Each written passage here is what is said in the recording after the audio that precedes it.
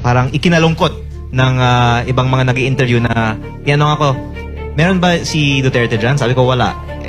Parang Ito, Kong. hindi yun yung sagot na gusto nilang marinig eh. Nakikita nilang may leaning dito sa kabila, matitindi. Talagang binakbakbakan nila ng tanong, nakakala naman nila, kaya nila. Nakita natin yung interview ni Kong, talagang wala silang nakuha. Merong isang Wala interview si Kong na parang pinalalabas na Duterte aligned siya or Yes. Duterte supporter siya. Sabi DDS daw siya. Yun. Oo, anong masasabi niyo doon? Kasi parang sinabi na wala bang Duterte diyan sa mga ine-expose mo or in-expose mo na mga listahan? Actually, yung funny thing is, baka kung may Duterte, gusto nilang ilabas yung listahan. Yes. Eh, nilabas yung listahan, Wala.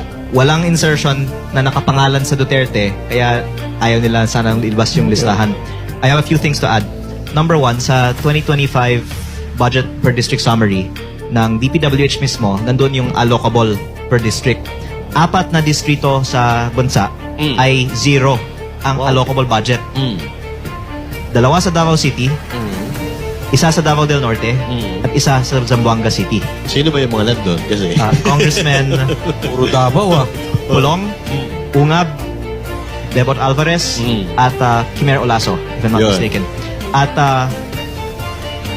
dapat lang ikumpirma ng DPWH, totoo ba ito o hindi. yan. Kasi factual naman yan eh. Yes. Pangalawa, sa list of proponents ng insertions nandyan din po. At kaya parang ikinalungkot ng ibang mga nag-i-interview na tinanong ako, meron ba si Duterte dyan? Sabi ko, wala. Parang Ito, Kong. hindi yun yung sagot na gusto nilang marinig eh.